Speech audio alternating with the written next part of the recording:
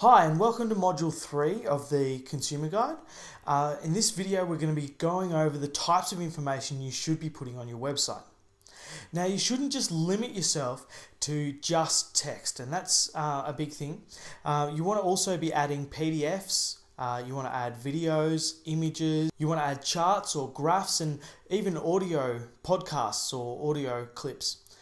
All these things are great for your users because people like to consume information in different ways. Some people will prefer to read the text, some people will prefer to watch a video, other people will prefer to print it out a PDF so that they've got a hard copy that they can read not on the computer screen, and some people prefer to listen to audios while they're driving or going for a jog or what have you. So it's important to provide a variety of different media sources for your information.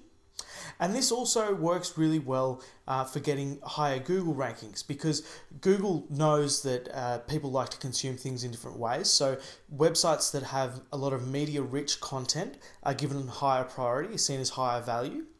And not only that, but it gives you an opportunity to share this information in a lot of different ways. You can submit the videos to video sharing sites like YouTube. There are document sharing sites that you can submit the PDFs to. There are audio sites that you can send the audio files to, and podcasts like iTunes. Also the images with Pinterest.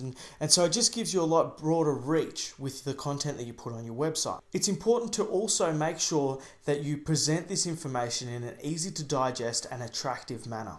So you want to make sure that your text isn't all in one big solid block. You break it up into sections and maybe lists and smaller bite-sized pieces that are easier to consume, and add in interesting headings and subheadings so that people can decide which sections they want to read, which is most important to them. Also, just break up your text with images and graphs and videos, and make sure that the formatting of your page looks attractive as well. Now with videos, you want to also keep them pretty short. 3 to 5 minutes is the perfect sort of length for a web video. People don't like to be sitting in front of a computer watching videos for too long, so people will prefer to watch it if you keep them small. The other thing to consider is that people don't share yesterday's news. You want to keep it fresh, and Google also gives higher value, places higher value on freshly updated or new content, as opposed to stale old information that might be out of date. So make sure you're publishing regular content to your blog. I would recommend that you set one a month as a minimum. So you want to be publishing stuff, ideally once a week. You want to be publishing a new blog post, even something short. You don't need to go to great lengths, but it's best if you are at least publishing something once a month.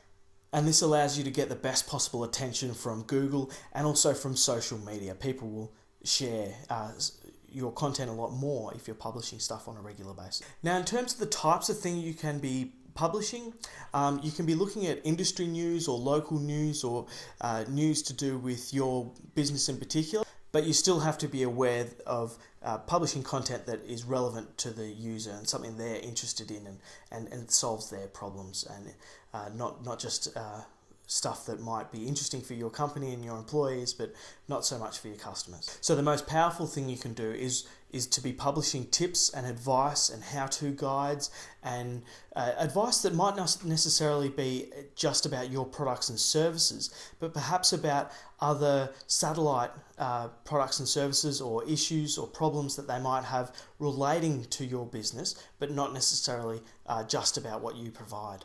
And finally, a great thing to be adding to your site is what's called proof elements. So that's things like testimonials and awards and media appearances, and also things like demonstrations and examples of your products or services. And also by adding social share buttons that show people how many other people have shared and how many other people like you or follow you. That's a great way of adding sort of proof elements to your website that give people a bit more trust in your work. If people can see that you're winning awards, you have happy customers, people follow you on Facebook, that all that sort of things just give people a bit more trust in your brand and in your business. So I hope you got a lot out of this module. Keep your eyes out for the next module. We'll be sending it to you shortly. I'm Justin Meadows from Evergreen Profit. I'll talk to you soon.